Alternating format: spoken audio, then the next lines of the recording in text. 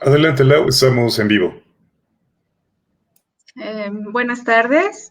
Por parte de la Unidad de Vinculación del Campus de la UNAM Morelia, les damos la bienvenida a este nuevo ciclo de charlas denominado UNAM Morelia Conversa, el cual tiene el objetivo de difundir entre la sociedad el quehacer universitario de las y los integrantes de la comunidad académica del campus UNAM Morelia. En esta ocasión vamos a iniciar con la participación del Centro de Investigaciones en Geografía Ambiental, SIGA UNAM Morelia, con la presentación de la charla Plataforma de Información Geográfica sobre COVID-19 en México, la cual estará a cargo del coordinador de la misma plataforma, el doctor Adrián Gilardi, investigador también del Centro de Investigaciones en Geografía Ambiental, y estará acompañado de Adrián Orozco, responsable de la Unidad de Comunicación Social y de la Ciencia del SIGA UNAM Morelia. Les agradecemos mucho su participación y les damos la bienvenida. Gracias. Muchas gracias, estimada Laura y Rolando, y desde luego a la Unidad de Vinculación del Campus Morelia de la UNAM, que, bueno, gracias a sus gestiones y a su propuesta, es que contamos ahora con esta nueva herramienta, con este nuevo canal de comunicación para justamente poder poner en contexto y al alcance de la sociedad y de múltiples audiencias el trabajo y el quehacer de las y los académicos que laboran aquí en el Campus Morelia de la Universidad Nacional Autónoma de México. Muy agradecidos por la invitación, por tomarnos en cuenta para este programa de UNAM Morelia Conversa. Y pues bueno, vamos a dar inicio con esta charla. La dinámica que nos han planteado que sigamos, pues es justamente un diálogo, una plática en la que podamos explorar algunos de los trabajos, temas, investigaciones o productos que se generan en los diferentes centros de investigación, institutos y demás que existen en el Campus Morelia. Y bueno, hoy día pues tenemos al doctor Adrián Gilardi, quien coordina la plataforma de información geográfica sobre COVID-19 en México. Esta plataforma nació el 14 de abril del 2020, está recién cumpliendo un año. Y bueno, pues está denominada o definida como una plataforma geoespacial. Y yo creo que por ahí podemos empezar, estimado tocayo Adrián, sobre qué es una plataforma geoespacial, cómo deberíamos entender que funciona una herramienta de esta naturaleza, cuáles son los elementos que la conforman, cuáles son aquellas finalidades para las que se utiliza.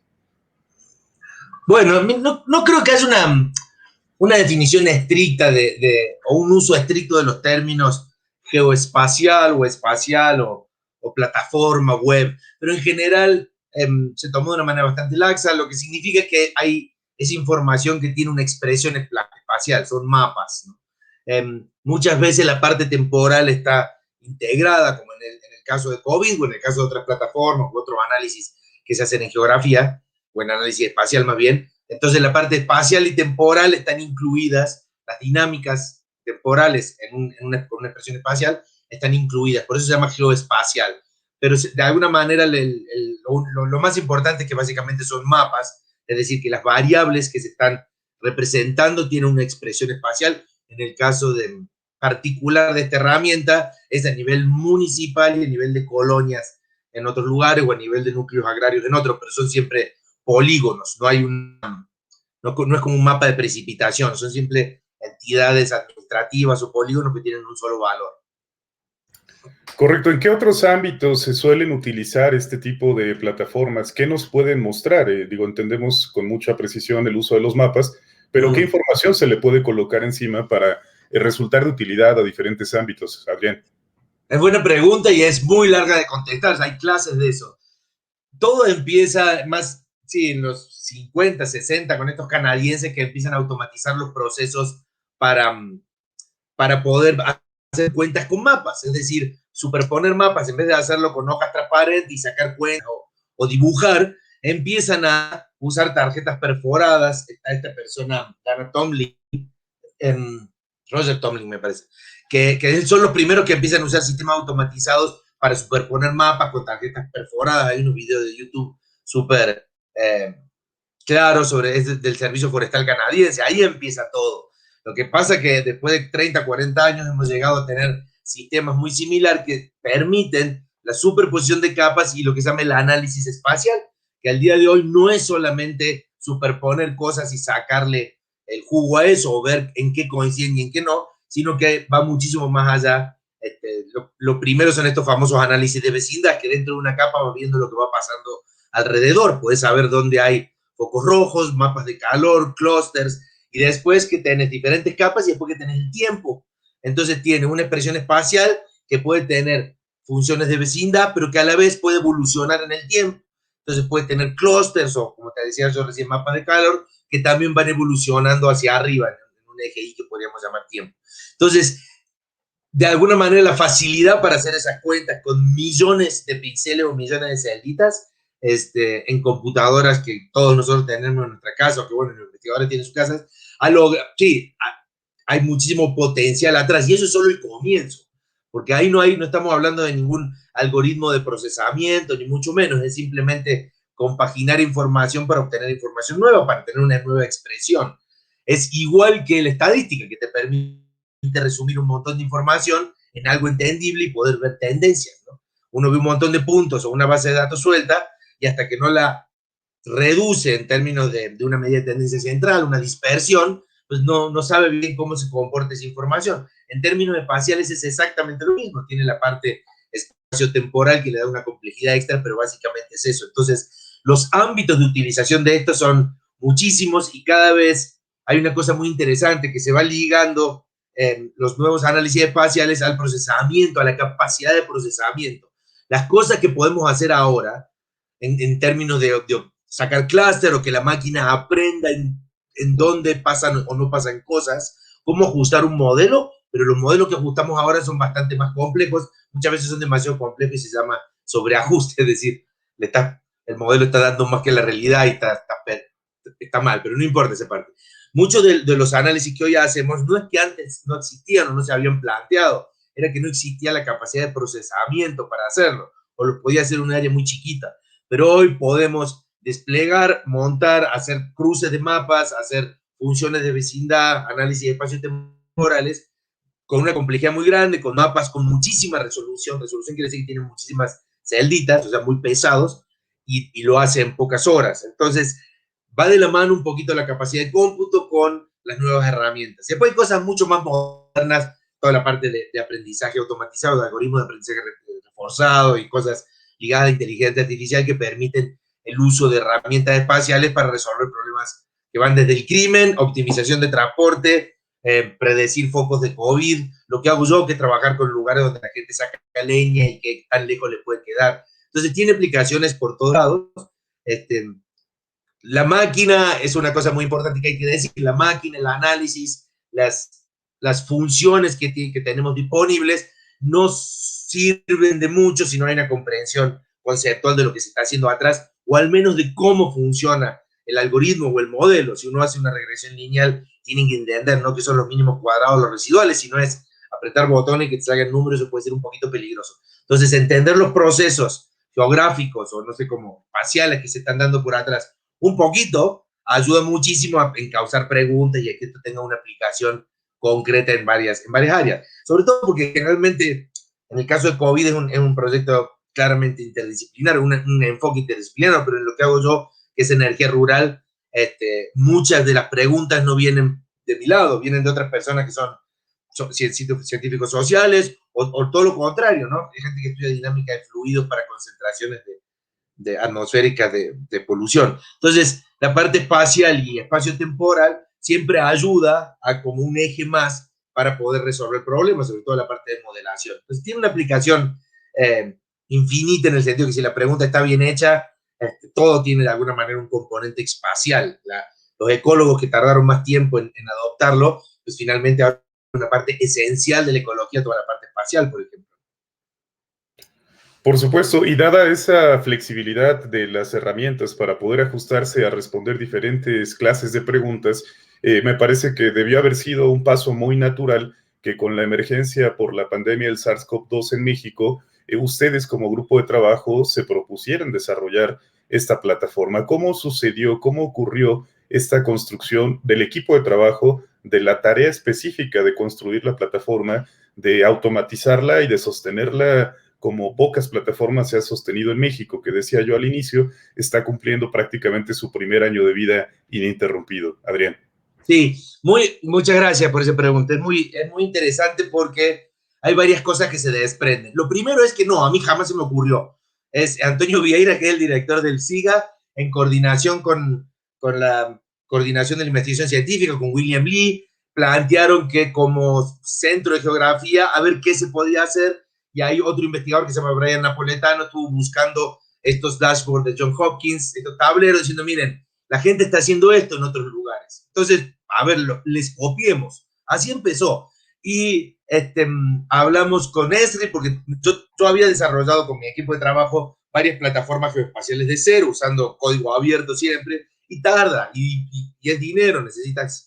Entonces, aquí vimos la posibilidad de estas plantillas de Esri que venían usando en otros países, no parecía algo muy difícil, y rápido lo montamos con Ilse Ruiz, que está en Enes Mérida, montamos un pequeño análisis con Gabriela Cuevas, que está en el SIGA, éramos 3, 4, un pequeño tablero para básicamente desplegar la información espacial. Esto fue en marzo, no era todavía la plataforma oficial, y corríamos un código DR que ordenaba o leía los PDFs de los reportes que venían por estado, y me acuerdo que los sospechosos venían por municipio. Entonces nosotros logramos espacializar los casos sospechosos en 3 o 4 informes técnicos que sacó la Secretaría de Salud y que después los quitaron, y después, bueno, volvieron los datos abiertos. Entonces empezamos a jugar un poco con eso. Todo lo que nos había pasado Brian era mucho más sofisticado y sobre todo tenía una base de información mucho más grande. Nosotros no teníamos los casos por municipio, ni muchísimas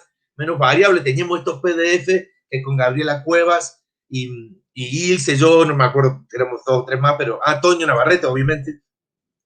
Empezamos a tratar de espacializar. Esto fue muchísimo antes, casi que de cualquier tablero, porque también yo me puse a buscar y solo encontré uno del Colegio de la Frontera Norte, luego apareció Conavio, en fin. Pero la cosa es que en ese momento nosotros, Ilse sobre todo, tuvo la idea de pedir directamente a la Subsecretaría de Prevención y Promoción de la Salud datos más ajustados, los datos abiertos, y nosotros no fuimos los únicos. Bueno, Ilse no fue la única. Parece ser que empezaron a recibir por todos lados, y como postura del gobierno siempre fue tratar de ser transparente en entregar los datos abiertos de un montón de otras cosas. Entonces se cuadraron y finalmente presentaron los datos a nivel municipal, y son los datos abiertos que venimos usando desde el 14 de abril. Pero antes del 14 de abril fue una cosa ahí muy a ver qué se puede hacer, y el objetivo era no tanto. Sí, sinceramente, si les tengo que ser sincero, no fue como una visión muy clara. Fue más bien Antonio Vieira, director del SIGA, y William Lee quieren que hagamos algo, pues lo saquemos. Ellos más bien fueron los que tuvieron la visión. A medida que fue avanzando, pues uno ya le empieza a agarrar más la onda del potencial que tiene. Yo empecé a ver que empezaron a surgir muy rápido por abril otros tableros en otros lugares del mundo, inclusive con colegas, todos usando plantillas. Centro Geo decía siempre en proceso, porque lo estaban armando de cero, estaban usando software libre, AmChart, que al final les quedó mejor, pero bueno, tardaron un poquito más.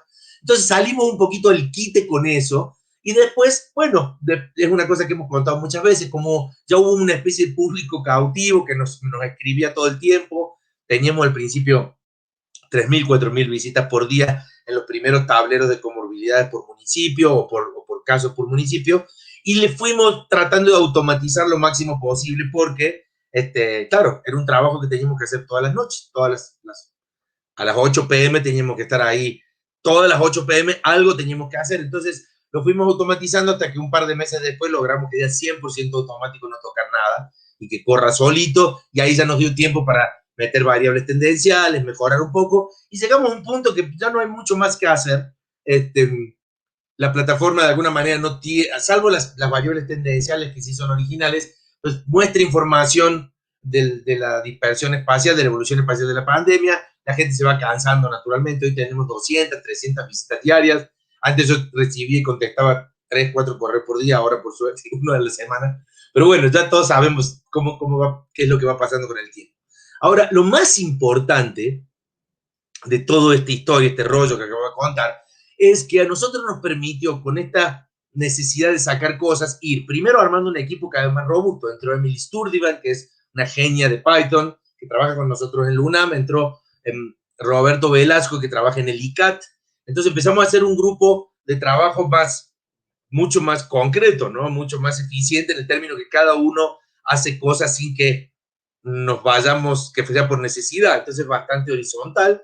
Empezamos a automatizar un montón de cosas y ahí, más o menos antes del final de año pasado, ocurrieron dos cosas interesantes que ya nos buscaron desde Secretaría de Salud de Baja California y finalmente desde Secretaría de Salud Federal para proyectos concretos. Una de las cosas que nos han felicitado tanto de Baja California como Secretaría de Salud Federal fue la velocidad con lo que lo hicimos. Pero esa velocidad fue gracias a todos los meses que estuvimos ahí picándole y escribiendo código. Hubo meses que era de 9 a 2 de la mañana todos los días, esa era la chamba, ¿no? Porque al otro día había que hacer otras cosas no ligadas a COVID. Entonces fue mucho esfuerzo, pero fue muy grato y de verdad aprendimos mucho de cómo poder desplegar mapas de manera muy rápida, aprendimos un montón de herramientas y en términos de código abierto, que es cómo funciona todo el análisis, todos sabíamos usar R, todos sabíamos algo de Python, pero el hecho de integrarlo en una cosa que se automatice, multilenguaje, ahora con Bash, después usando los servidores de DigitalOcean, ahorrando por acá, no sale un peso en la plataforma, es súper barata. Entonces aprendimos muchísimo y eso se vio reflejado en las felicitaciones que recibimos de Salud y de Baja California diciendo que rápido. Bueno, qué rápido porque tuvimos 7 meses dedicados a eso. Entonces, de vuelta, en términos de la plataforma nacional fue, yo creo que un aporte importante porque de alguna manera también la UNAM estuvo a la altura de las plataformas que se hacen en muchas universidades del mundo, estuvo bien, mucha gente la vio, nunca se dejó actualizar, un par de días, pero siempre estuvo bien. Pero ahora, ¿cuál es la utilidad de eso? Quién sabe, no es informar y ya, no salva vidas, porque no hay una demanda específica de software salud. En cambio, eso nos sirve un poco para ya hacer cosas más concretas como esto de Baja California, que es a nivel de colonia, donde ellos nos la pidieron y donde te piden cosas que necesitan. Entonces, eso es mucho más gratificante en el sentido que ya es una coordinación con gente que tú aportas algo, lo haces bien, lo haces rápido, con lo de Secretaría de Salud Federal de los núcleos agrarios, que básicamente lo hicimos muy, muy rápido y después ellos se fueron demorando con todos los contactos, pero nosotros quedamos muy bien con eso, que eso también está bueno, independientemente de la postura o las críticas que uno ve al gobierno, pues tiene que ser lo suficientemente abierto que trabajar con entidades federales, del gobierno de turno que sea, siempre es bueno, digamos, y siempre es bueno hacerlo bien, y yo me siento muy orgulloso que ellos han estado, nos han felicitado realmente, ¿no? Nos hacían así. Entonces, eso a uno se siente bien diciendo, bueno, estamos a la altura, ¿no? de lo que se necesita. Y eso fue gracias a todo el primer año. Claro, y tocas un tema muy, muy significativo, este aspecto de los datos abiertos que publica el gobierno federal, que a final de cuentas son el insumo del que la plataforma se nutre para mostrarlos ya sobre otro tipo de visualizaciones e interfaz, ¿no? Que la vuelve, pues, desde luego más amigable que leer un tremendo Excel con 4 millones de celdas. Pero justo por eso, ¿en qué momento identifican esta utilidad futura de la plataforma cuando se le están planteando? A razón de entender dos cosas. La primera, que los datos están disponibles para cualquiera que los quiera consultar. Y segunda, que hubo una explosión en su momento, en esos meses del 2020, de lo que se conoció como los dateros, ¿no? Montón de profesionales, montón de plataformas, de instituciones que estaban abocadas a realizar tareas aparentemente similares. Digo aparentemente porque cada una tenía sus peculiaridades. Pero uno como ciudadano, carente a lo mejor del contexto profesional de estas áreas, pues de pronto también ya no sabía a qué plataforma recurrir o a qué datero recurrir o si la Secretaría de Salud en realidad estaba mostrando lo que debía. Y eso se prestó también a mucha suspicacia, ¿no? Como decir, ¿por qué hay dateros que están mostrando cosas que no cuadran con los reportes oficiales, por ejemplo? Creo que ahí hubo también un elemento muy interesante de la plataforma del UNAM para ser, además de legible, pues muy fidedigna, ¿no? Y sobre todo llevar encima esta responsabilidad universitaria de brindar confianza porque lo hace la UNAM, porque lo hace gente de la UNAM y porque en ello hay profesionalismo, compromiso y objetividad. Adrián. Sí, excelente el tema que tocas. Mira, hay varias cosas, varias aristas. Una, yo nunca me lo había preguntado de manera frontal, pero ahora sí, que es por ahí más no es mejor. Yo siempre decíamos ahí con unos amigos gringos, the more the merrier, ¿no? Cuanto más plataformas haya, eso me decían, es mejor. No, y ni siquiera hablando de COVID, no tenía que ver con unas cuestiones de energía rural en Asia, nada que ver. Pero decía, the more the merrier, pero a lo mejor no es tan así, a lo mejor en un momento la gente se abruma, hay tantas cosas, no sabe a quién consultar, y después corres el riesgo, a lo mejor sí que haya análisis raros o no bien hechos. En mi caso, no lo sé, la primera no tengo una respuesta de decir si es mejor tener muchas o no. Yo creo que es bueno, que estimula el pensamiento crítico en las personas, a lo mejor las confunde un poco, pero sí hay varias cosas. Y la otra es que yo no me he clavado mucho en seguir a todos los dateros, pero la enorme mayoría de los que vi, de hecho todos, muy serios, ¿no? Entonces, a lo mejor sin el conocimiento, y nosotros tampoco lo teníamos, lo fuimos aprendiendo después de trabajar con salud, pero antes yo también entendí las variables, pero hay cosas que están atrás que hasta que no estás con gente que está en el sector salud no te das cuenta. Y eso sí, hay una carencia muy grande que todos los dateros muy pocas veces trabajan de médicos, es así, ni similar. Entonces hay una desproporción entre dateros que son programadores, o sea, cuando ven los currículum, programadores, no sé, de Magic Resorts, está bien, el tipo sabe programar, yo soy geógrafo, ¿qué voy a saber de una epidemia? A lo mejor los geógrafos un poco más, ¿no? Pero entonces hay esa desconexión y ahí yo veo que sí es siempre mejor un apoyo con salud. En nuestro caso, como te digo, era desplegar variables y después que hablamos con ellos, vas entendiendo qué cosas son más importantes que otras. Pero en general los diferentes outlets y las diferentes sí, plataformas que desde GitHub, desde un investigador que publica cosas no espaciales para todo el país, desde nosotros, que es la parte espacial, o sea, por todos lados hubo un exceso de información y eso está bien. Ahora, si hay una crítica en cuanto a los datos abiertos que nosotros la tuvimos desde junio, es que por municipio realmente tiene una limitante grande. Claro, más allá del municipio ya se requiere para tomar acciones en campo. Un poco me estoy contradiciendo diciendo, ¿para qué querés tanta información si nadie la va a usar o nadie te la está pidiendo? Pero bueno, ahí la parte de gobierno, de abrir, me parece que está muy bien, pero ya que abrís, abrí todo. Y yo después me enteré, no sé qué tanto rating tiene esto, ojalá que no mucho, porque no, claro que no es que no la abren porque no quieren, digamos, no la abren porque está plagada de errores. Entonces, si eso estuviera perfecta, y está plagada de errores con cosas completamente entendibles, porque en el momento que empiezan a llegar casos a los hospitales, pues algunos son en papel, otros se llenan, el código postal es difícil, los mismos tipos que llenan las encuestas pues son los médicos, entonces muchas veces la encuesta, el formato de entrada. Entonces realmente ir depurando una base con una avalancha de casos diaria es complicadísimo. En cambio a nivel municipal, el municipio, digamos, el municipio no te confundís. Entonces por eso lo hicieron, yo eso me enteré como 4 meses después, pero al principio cuando Ilse me llamaba, yo insultaba, ella me decía, no es de malos. Entonces, esa parte también, digamos, hay una parte del gobierno que uno podría decir, bueno, me hubiera gustado tener esto, ¿por qué no usan esa información tan fina para hacer cercos sanitarios? ¿Quién sabe?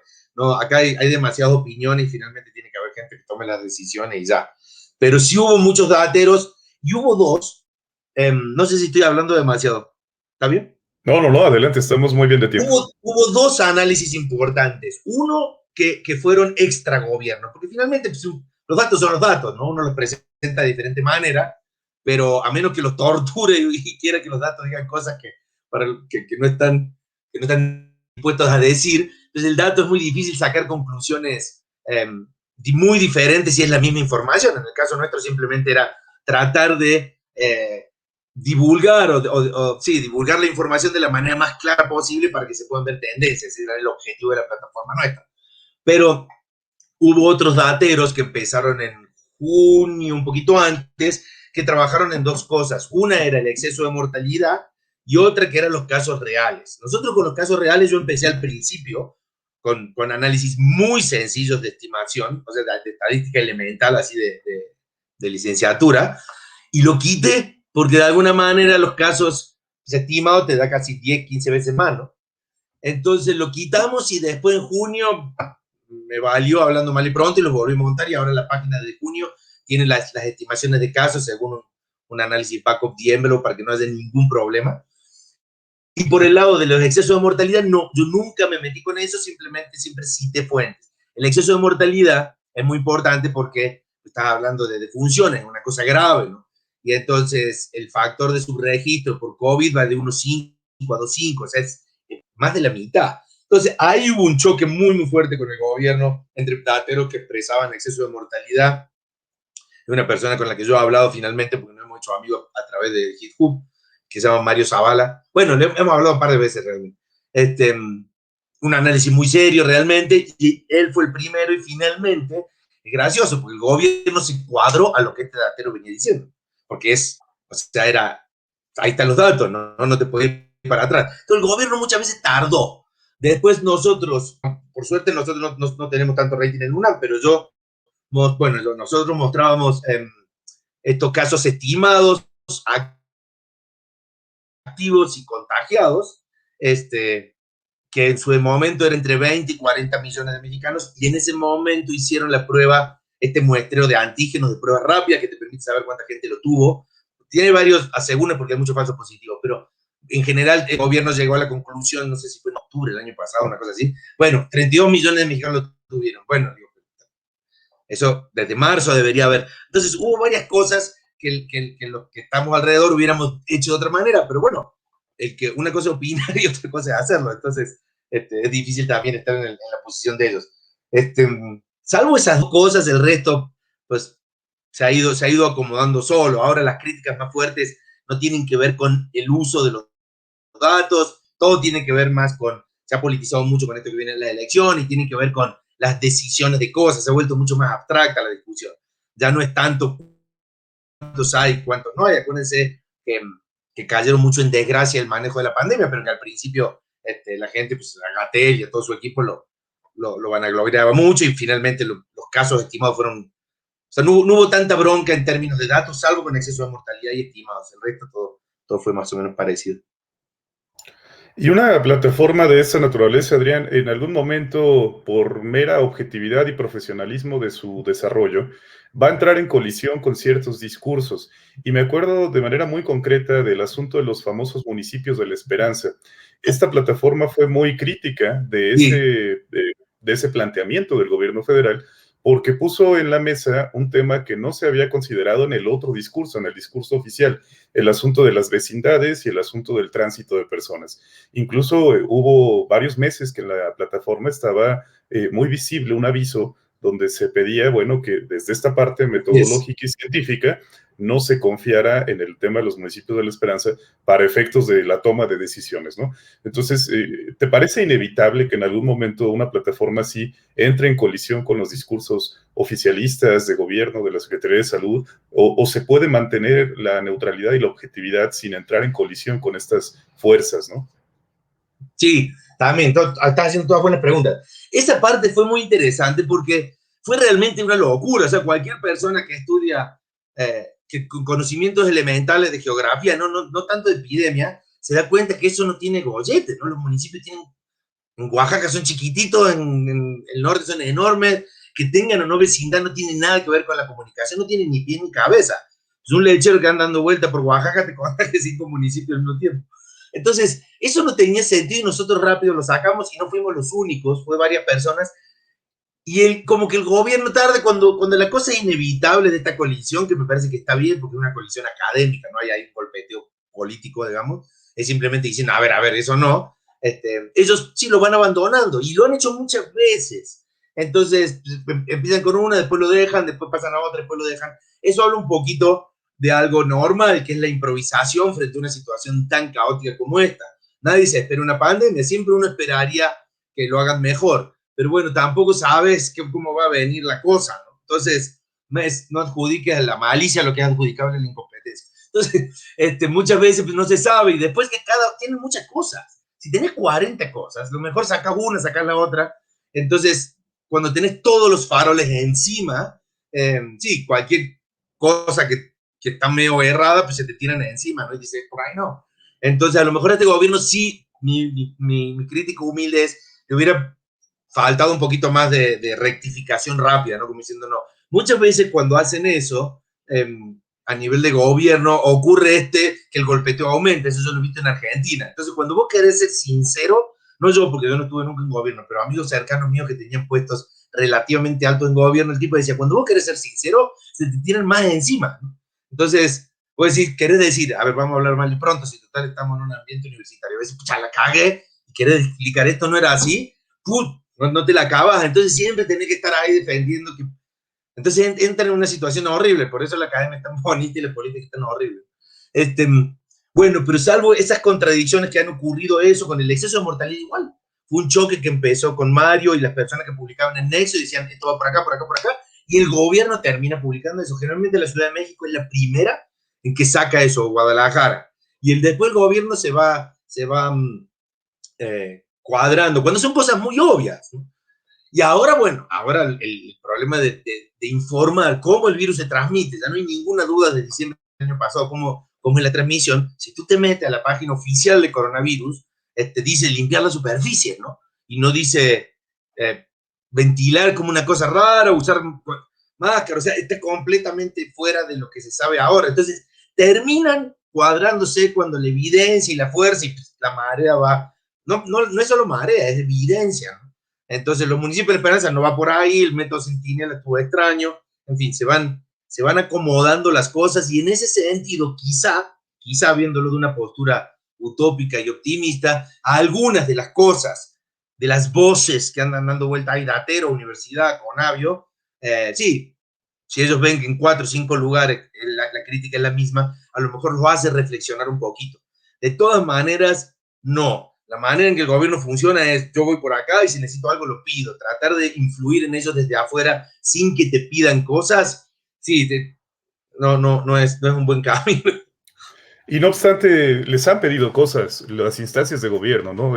Hablabas del caso de Baja California, pero sé que también han tenido acercamientos muy directos con personal del gobierno federal que les ha pedido incluso desarrollos específicos. Es decir, esta crítica frontal desde la academia, desde el trabajo científico, no necesariamente ha implicado ni un rompimiento ni otra clase de cuestiones que pueden ser pues bastante delicadas, ¿no? Al contrario, creo que también los ha acercado a ciertas esferas de la toma de decisiones. Totalmente. Primero el respeto. Si la crítica viene con respeto es una cosa, pero la otra, una cosa es lo que se dice en público y otra cosa es lo que te dicen a ti. Entonces, la gente cuando está en una reunión es mucho más abierta, pero sí, no es tan fácil, por eso te digo, no es tan fácil ser político o estar en el ojo. Te voy a contar un ejemplo alejado porque no me quiero meter en ese tema, digamos, pero el director de La Primavera es muy amigo mío y sabemos un poquito cómo es la dinámica del fuego, porque ahí es con Enrique Cardel, el secretario de Medio Ambiente de Jalisco, conocido nuestro, se llama Sergio Graf. Y es increíble cómo cuestiones que son cero maliciosas, un incendio que pasó por diferentes cosas, que tiene un ciclo, en fin, que se pueden hacer mejor, nada, eso se politiza y se toma como, si no estuvieras tú de secretario de Medio Ambiente, esto no pasaría. Es una estupidez, porque sabemos que no es un tema conoce. Y en otros lados, el secretario de Medio Ambiente tomará decisiones incorrectas. Pero digo, hay un momento que cuando estás hablando de esta cuestión, de esta politización de las cosas, o sos buenísimo o sos un desastre. Entonces, por eso uno está tan acostumbrado a la academia que se puede hablar diciendo, a ver, hagamos esto, si no sirve, va por el otro lado. En términos de una pandemia, claro, uno esperaría que haya muchísimas cosas que se sepan porque te juegan las vidas humanas y no son árboles solamente. Entonces, es diferente. Pero bueno, acá pasa igual. Yo cuando he estado hablando con diferentes personas de gobierno es un trato, sí, muy, sinceramente muy fácil, a lo mejor yo también soy un poco cara rota y medio animal cuando hablo, entonces no hay, sí, no, yo no he sentido en ningún momento presionado. De todas maneras, nosotros hacemos desarrollo web de cosas, después las decisiones las tomarán ellos, pero con las personas que yo me he relacionado, sí, mi mayor respeto, me parece que trabajan muy bien, ninguno toma decisiones a nivel alto, eso pasa en política también, es muy vertical, ¿no? Entonces, yo trabajo con las personas de abajo, que son toda gente que muy pila, pero después decisiones de gobierno que se critican a nivel de medios de comunicación por las elecciones que vienen, pues no tenemos nada que ver con eso. Entonces no hay un enfrentamiento ideológico, ni mucho menos. Digamos. Magnífico. Y bueno, esta plataforma también les ha permitido trabajar de forma muy directa con usuarios particulares. Hay por ahí personas que los han contactado y que se vuelven, yo le quiero llamar algo así como historias de usuario, ¿no? Sí. Personas que encontraron en la plataforma una utilidad muy concreta o la pidieron de manera específica. Recuerdo que nos contabas de esta chica que pidió saber los casos de su municipio porque no los podía encontrar en su alcaldía, en su instancia gubernamental más próxima, ¿no? Entonces te escribe a ti, te escribe a la plataforma, les pide los datos y aunque era para una tarea, para ella significó un acercamiento muy interesante, no solo con Adrián Gilardi, la plataforma El SIGA, sino con el ámbito de la universidad y su responsabilidad pública. Hay muchas historias como esas en esta plataforma, Adrián. Un montón, un montón. Eso es quizá lo más satisfactorio. Lo que pasa es que en términos de población es minúsculo. Pero sí, hemos respondido todos los correos que nos han llegado. A menos uno se nos habrá salteado, pero todos lo hemos respondido y siempre con la mejor voluntad. Nunca hemos tenido mala onda, al contrario, siempre las respuestas han sido siempre positivas. Y en la enorme mayoría de los casos, salvo personas que dijeron, no, en realidad buscamos otra cosa, que fueron 2 o 3 y todos de empresas privadas, automotrices o Bosch, Bayer, con todos los demás les cumplimos lo que necesitaban, porque era agregar un pedacito de código, y nosotros tenemos, que eso es parte de lo que promocionamos y ofertamos como servicio UNAM, que era, nosotros tenemos unos servidores en DigitalOcean, que son públicos, entonces yo ahí hago las carpetas con el nombre Adrián Orozco, una empresa, Bosch, hay un intendente de Guanajuato, hay un chico que tiene un ONG, hay un estudiante de prepa que quería presentar una tarea, entonces le haces la carpetita y pones un código chiquito y ya tenemos todo montado, entonces eso procesa la información personalizada y la sube todos los días. Entonces 15 minutos, 1 hora si es algo complejo, cada vez era menos porque siempre te van pidiendo cosas parecidas. Nadie te pide hacerme un reporte, la gente es muy sencilla a la hora de abordar porque sabe. Y todos fascinados que le contestes, que le saca. Algunas personas estaban, no, pero qué bueno, y hasta el día de hoy te siguen escribiendo, diciendo que no hay que compararse con nadie, pero ni siquiera les responden en otras plataformas, porque a lo mejor están llenos de personas, porque no les interesa. Pero nosotros ese servicio lo dimos y lo dimos muy bien. ¿Quién te dice que 1 o 2 personas pues, se quedó contenta con la UNAM y el día de mañana va a estudiar, digamos, con nosotros geografía? A todos lo respondimos bien, y la última persona que nos llamó fue de la empresa Bosch, también, que quería unos análisis bastante puntuales de ciertos municipios. Se lo hicimos y nos terminaron llamando sí, tuve una llamada, no me acuerdo de dónde, de Europa, agradeciendo. Yo le decía, mira, esto es información pública y es un servicio, pero de alguna manera siempre poniendo presente que era un servicio de la UNAM, ¿no? Entonces, es como divulgación, no sé cómo se llamará, seguramente hay una palabra técnica para eso, pero es realmente un servicio que estuvo dispuesto, más que la plataforma, a lo mejor la capacidad de responder consultas personalizadas, todas ellas, porque cuando te tarda 15 minutos, te piden 5, pues las haces, porque da gusto, ¿no?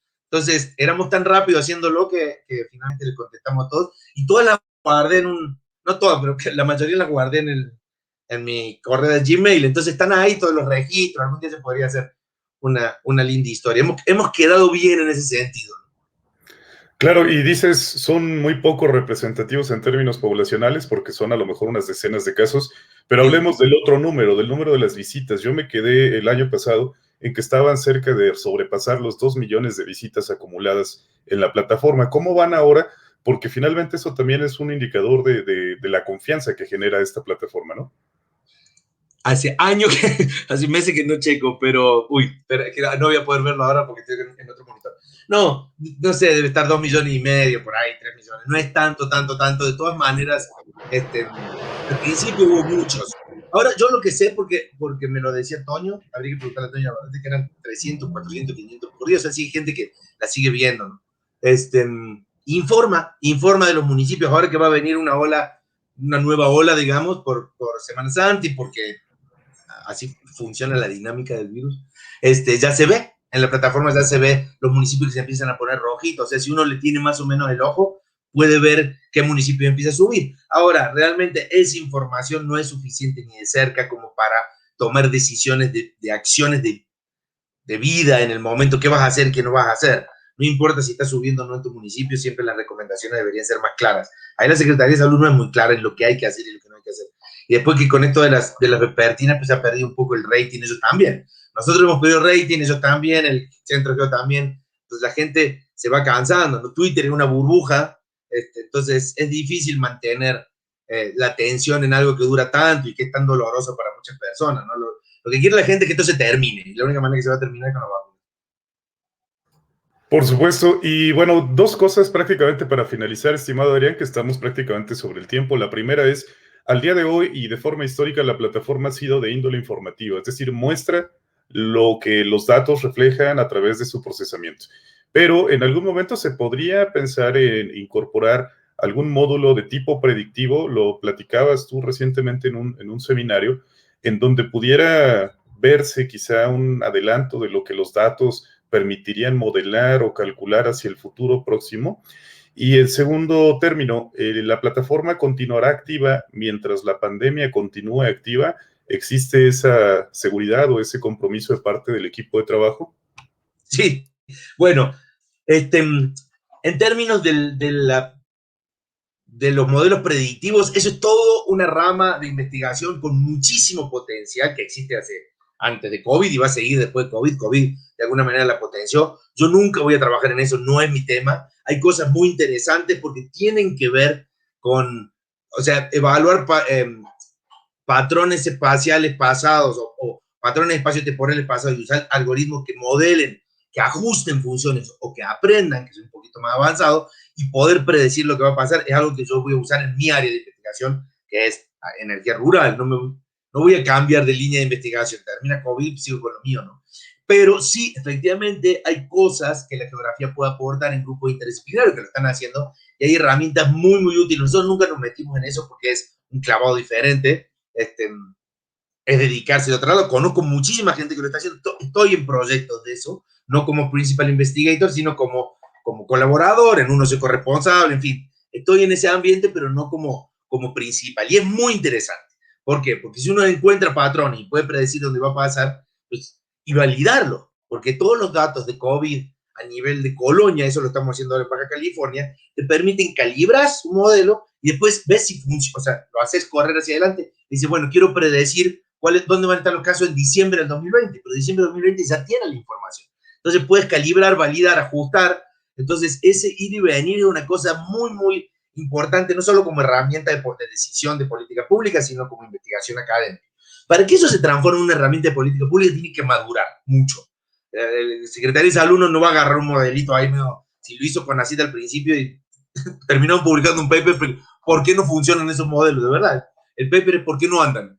Entonces, pero hacia allá va la cosa, es algo muy interesante, no tiene el apuro de solucionar cosas, es más bien un momento que le da la pandemia para que esa área se fortalezca y a mí me gustaría trabajarla. En el CIG está Jean-François Mas, que es una persona muy, muy capaz para ese tipo de pensamiento que requiere realmente ser listo. Después está Christian Rhodes, que estamos trabajando también, todos presentamos en aquel seminario. Entonces, eso es algo que es muy interesante, yo creo que va más allá de la pandemia y se puede usar en otras áreas, se viene usando en otras áreas. En términos de la plataforma, ¿se va a durar mientras tengan los datos abiertos? Sí, porque es automática. Es decir, mientras los datos abiertos se publiquen, sí. Lo único que pasa es que cuando a veces le han cambiado el URL o la dirección a los datos abiertos, pues a mí me manda un mensajito al celular, bueno, todo el equipo diciendo, cuando hay un error, el código de detecte te avisa, ¿no? Entonces, que eso también fue algo muy, muy lindo que aprendimos a hacer. Entonces te dice, hoy no lo puedo bajar, bueno, ahí nos metemos y corregimos el error. Muchas veces me ha tocado a mí porque le cambian la URL. Entonces, mientras eso siga, ahí está. Ahora, en términos del sistema de vigilancia de núcleos agrarios, eso va para largo, porque ahora es COVID, pero es para paludismo, para riqueza, son para otras enfermedades, y básicamente hay la idea que tienen ellos es hacer algo mucho más, un sistema de vigilancia mucho más concreto que no existía antes en México. Entonces, eso seguramente vamos a seguir trabajando, ojalá que con nosotros. Hay muchísimo para hacer ahí, muchísimo. Y es todo muy interesante porque es 100% rural, es personas que no tienen acceso a servicios de salud. Entonces hay un sistema de muestreo a través de la Procuraduría Agraria. Está muy interesante realmente. Y ojalá que se pueda seguir aplicando más allá de COVID. Entonces, en ese sentido sí va a seguir. Bueno, quisiera hacerte una última pregunta, estimado Adrián, y tiene que ver con el asunto de cómo diferenciar entre los grandes volúmenes de datos relacionados con una pandemia y el dolor que significa la tragedia que significa a nivel de las personas y las familias. Es decir, no hay un cisma de pronto cuando nos vamos a analizar el Big Data respecto a un familiar o amigo que desafortunadamente enfermó de concurso grave o falleció. ¿Cómo se maneja esa gran diferencia de universos, ¿no? Porque nosotros Sí. estamos hablando en términos de millones o de cientos de miles, pero claramente eso significa cosas muy diferentes para aquella persona que sufrió una pérdida o una enfermedad grave. ¿Cómo lo abordarías? Yo creo que la condición humana en general, la sensibilidad de la persona es muy variable, ¿no? Pero en general la condición humana hace que uno se sensibilice con la pérdida, con la muerte, con el dolor, cuando lo vive de cerca o cuando ve noticias muy fuertes que impactan, aunque no lo vivan de cerca. Entonces, personas que han estado cerca de fallecidos van a tener una percepción de la pandemia muy diferente de alguien que no, porque pues, así funcionamos, digamos. Ponerse en los zapatos del otro cuando no hay cuando no hay una relación cercana, o sea, ponerse en los zapatos de extraños es mucho más diferente que a un amigo se le haya muerto alguien o que a ti se te haya muerto un padre. No es fácil, es lo mismo, es una cuestión evolutiva de cómo funcionamos. Entonces, en mi caso, que he tenido problemas familiares en mi salud, pero no relacionados con COVID, perdón, problemas de salud en mi familia no relacionados con COVID, algunos de ellos serios, digamos, mi padre que está mal, pero no por COVID. Entonces, en mi caso personal, sí, no, es difícil interiorizar el sufrimiento de tantos mexicanos cuando no has estado cerca, hay que decirlo así. Claro, uno racionalmente sí entiende el horror y todo eso, pero de alguna manera sigue tratando de hacer el análisis. Hay una cuestión que pasa mucho con los datos, y eso lo discutieron una vez como en un grupo de Twitter, que ellos decían, en un momento las estadísticas sean árboles o sean personas muertas, la gente se comporta de la misma manera, quiere resolver cosas. No está bien eso, porque una cosa son humanos y otra cosa es árboles. Pero el punto es que si es solamente manejo de información, y en nuestro caso, pues el manejo de información que termina ahí, pues no es lo mismo que en función de lo que estos análisis de datos concluya, es lo que se va a hacer en campo y eso puede o no salvar vidas. Ahí debe ser bastante más difícil la cosa, ¿no? De todas maneras, de vuelta, yo creo que no hay tanta sensibilidad desde el punto de vista de las personas que hacen análisis, inclusive las personas que trabajan en diferentes ámbitos en cuestión del horror que significa, menos que lo hayan vivido de cerca. No sé si me hago explicar bien. No es lo mismo sentirlo que verlo, digamos, y ver las noticias. Cuando uno ve una guerra en un lugar muy lejano, le puede dar una pena real, pero de ahí a estarla viviendo, digamos, muy diferente. Entonces, hay una cuestión ahí, cierta frialdad a la hora de analizar los datos que nos toca a todos. Yo he sido así, digamos, no es con dolor en el alma que voy haciendo mis modelos, que voy participando, al contrario, en todo lo que se puede ayudar de la manera más fría posible, mejor. Y sí, y conozco mucha gente que la pasó pésimo y muy mal. Entonces, supongo que a ellos, una persona que se le ha muerto un familiar directo, sus dos padres, como conozco casos, hermanos, primos, lo último que quieres es enterarte de cómo va la cosa o si el gobierno lo está haciendo bien o mal. Querés que se termine. La gente quiere que se termine. Entonces, inclusive yo creo que todo el golpeteo político es mucho más de personas que no lo han vivido tan de cerca, más bien ya no quieren saber más nada. Y eso se va a terminar con las vacunas. México viene muy lento con las vacunas y toda la parte de prevención han sido muy descuidados, igual que la Organización Mundial de Salud. Las cosas que realmente nos protegen no las dicen. Entonces, pero bueno, eso es otro tema de alguna manera. Estimado Adrián, muchísimas gracias por responder estas preguntas y esta entrevista. Regresamos también las cámaras y los micrófonos con Laura Sillas y con Rolando Prado de la Unidad de Vinculación del Campus Morelia para moderar propiamente las preguntas que nos está haciendo la audiencia en las redes sociales. Voy a poner en pantalla la primera de ellas. Lau, si nos apoyas con su lectura.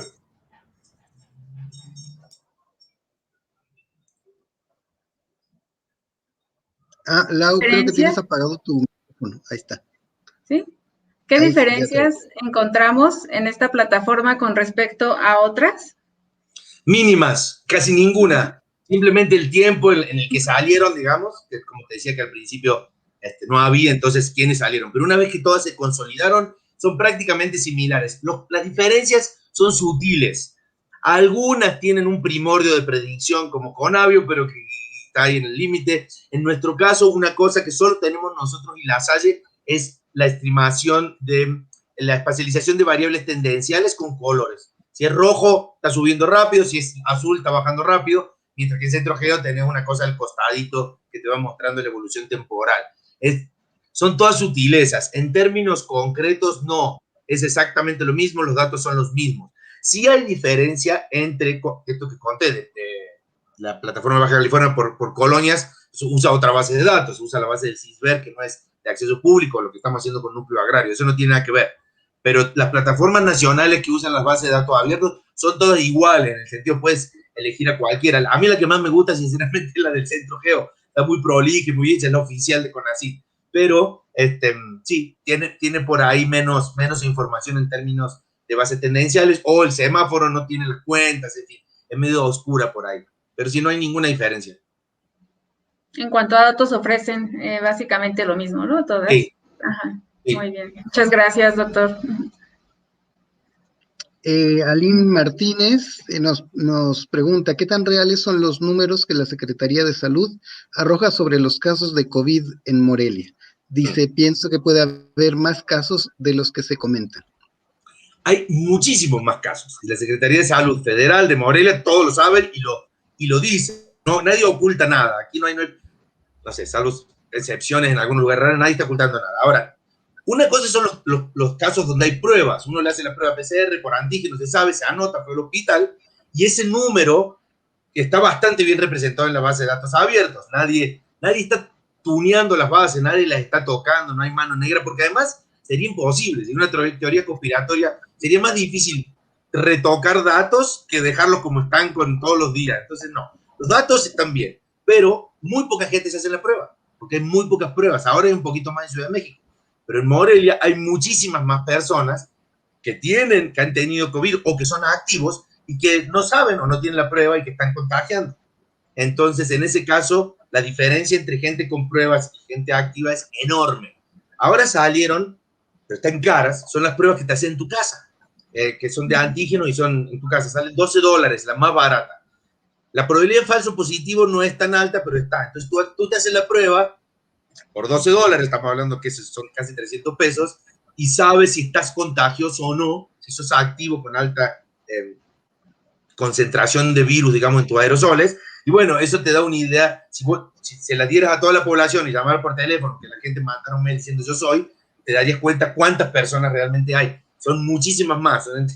Mira, te lo muestro. En el caso de México, sí, en este momento hay entre 300 y 800 mil personas activas, es casi 10 veces más de lo que las pruebas dicen, pero es simplemente porque no hay pruebas, porque la gente que se hace las pruebas porque ya está en el hospital, pero el virus funciona que no te da síntomas, entonces el 80% de las personas lo tuvieron y ni se enteraron, y de ese 80% que no tuvo síntomas, el 10% es el que contagia a todos los demás.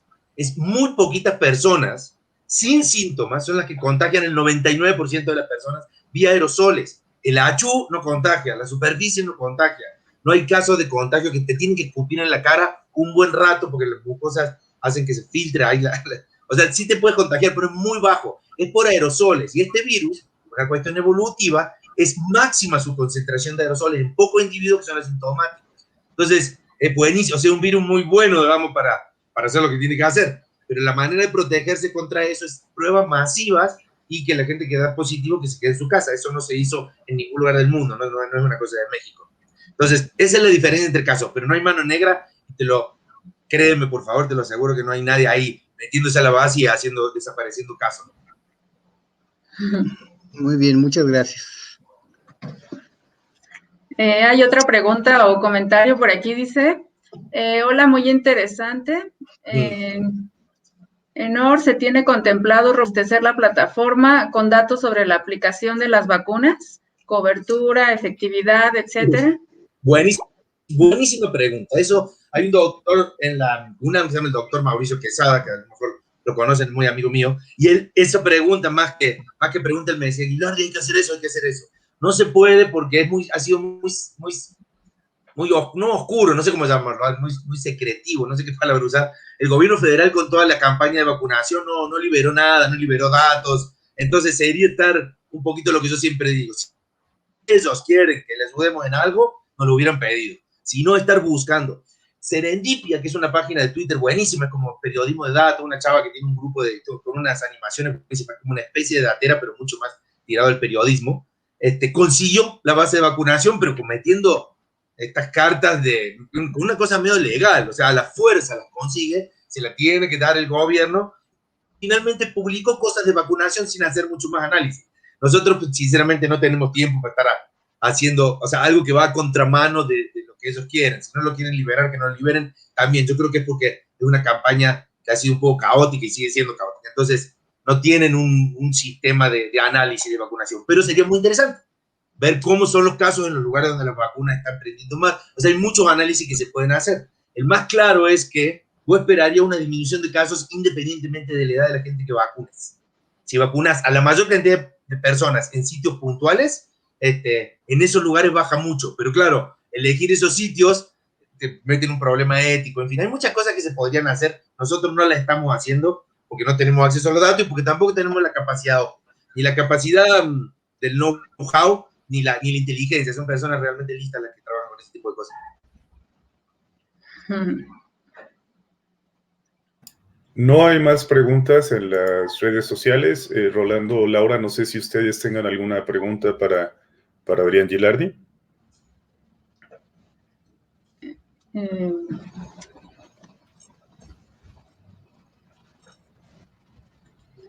Es que está como apagado. Listo, Rolando, te escuchamos.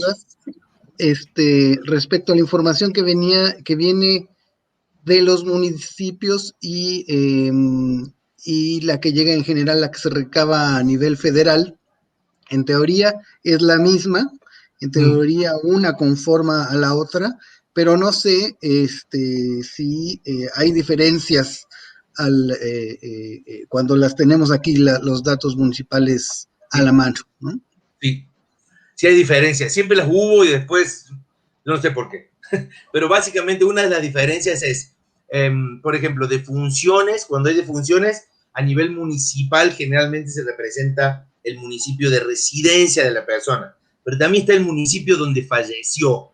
Entonces, si tú representas el municipio donde falleció, muchas gentes de Estado de México fallecen en Ciudad de México y viceversa. Entonces, no te consiguen los números. Y eso se propaga hasta mortalidad, que es el número de personas que fallecen por 100,000 habitantes. Entonces, dependiendo si usas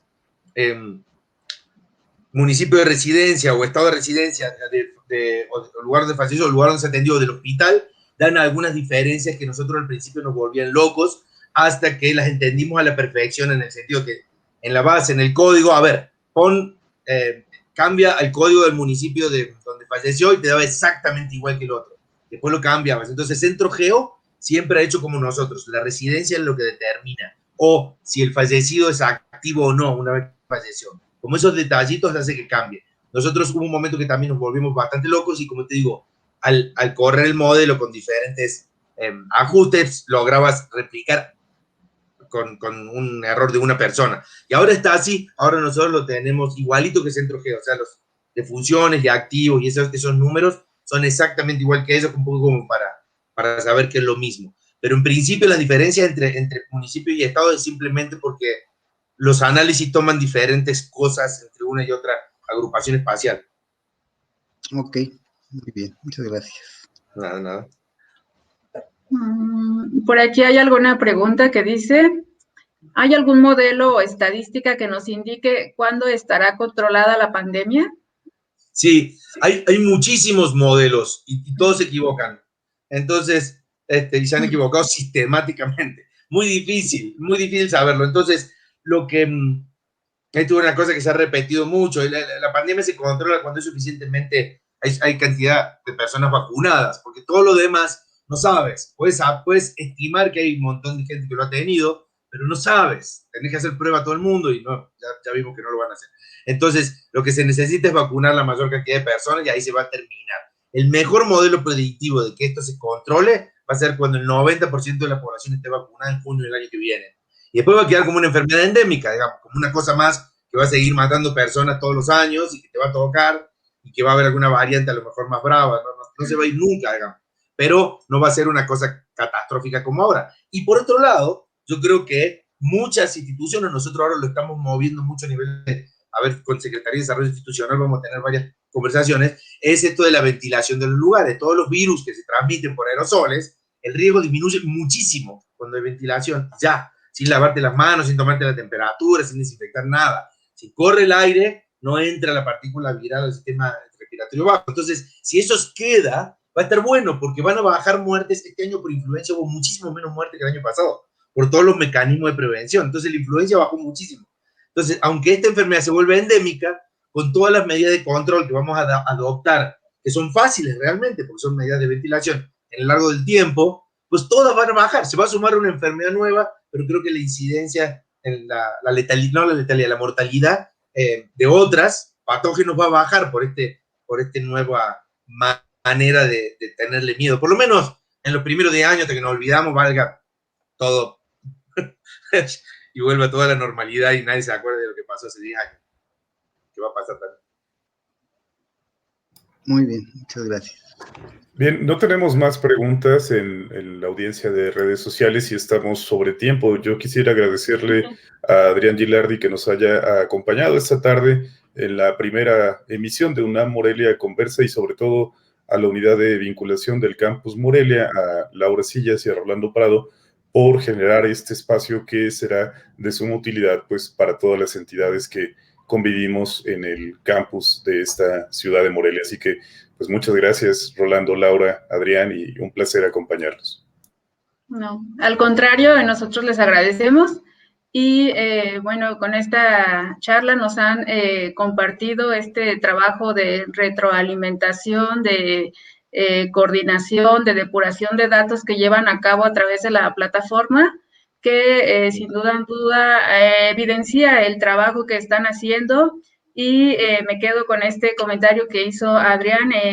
Hemos quedado bien, yo digo, han quedado bien y están quedando bien con la interacción que tienen con el público, con las visitas y pues da todavía para más. Muchas gracias por su participación y estamos en contacto para cualquier comentario que pueda surgir con el público en las futuras intervenciones. Muchas gracias. Muchas gracias. Gracias a vos. Bye. Hasta luego. Bye.